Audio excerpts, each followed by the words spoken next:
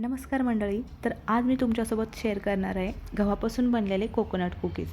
हे कुकीज चवीला एक नंबर लागतात आणि तुम्हाला माहिती आहे का, आपण यामध्ये जे कोकोनट टाकले ना त्याच्यामुळे जी चव येते ना एकच नंबर. तर एकदा ट्राय करा. काय करायचं आहे, एक छोटी वाटी ना तूप घ्यायचं आहे. तर तूप थोडंसं हिवाळ्यात घट्ट होतं त्यामुळे फेटून घ्यायचं. एक वाटी साखर मी वाटून घेतली, ती पण फेटून घेतली.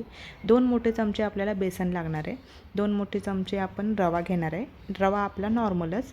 आणि 1 चमचा मी याच्यामध्ये वेलची पावडर टाकले आणि अर्धी वाटी आपण नारळाचा भुरा टाकायचा आहे आणि गव्हाचं पीठ 1 वाटी हे टाकून छान मिक्स करून घ्यायचं. चिमटभर मीठ पण टाकायचं बरं का, यामुळे चव जी येते ना खूप छान येते. तर हे हाताने छान मिक्स करून घ्यायचं. घट्ट असं गोळा झाला. आपल्याला जर का जास्त घट्ट वाटत असेल ना पीठ, आपण 1-2 चमचे ना दूध पण टाकू शकतो. आता इथे दुधाची आवश्यकता मला काही भासली नाही. आता एक छान पेढ्यासारखा एक गोळा घ्यायचा आणि आता मी दाखवल्याप्रमाणे ना हातावर गोल गोल करून घ्यायचा आणि हलकंसं प्रेस करायचं. छान आकार तयार होतो. आता हे सगळे एकसारखे तयार झाले ना, तुमच्या आवडीनुसार तुम्ही ड्रायफ्रूट्स किंवा कोकोनटचाच भुरा थोडासा टाकू शकता. मी ते पिस्ताचे काप लावले. आता यांना बेक करण्यासाठी मी मायक्रोवेव्हचा वापर केला होता. 20 मिनटं मी त्यामध्ये ठेवले होते. तुम्हाला जर कढईमध्ये ठेवायचं असेल ना, कढईच्या तळाशी ना थोडंसं मीठ टाकायचं, त्यावर स्टँड ठेवायचं आणि 20 मिनटं ना झाकण ठेवून तुम्ही बेक करू शकता. आता हे कुकीज तुम्ही चहासोबत पण खाऊ शकता किंवा मुलांना असेच देऊ शकता.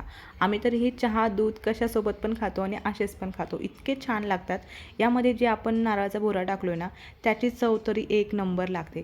तुम्ही अशा प्रकारे एकदा नक्की करून पहा आणि कसे झाले होते मला कमेंट करून नक्की कळवा. चला भेटू पुढच्या व्हिडिओमध्ये. तोपर्यंत बाय.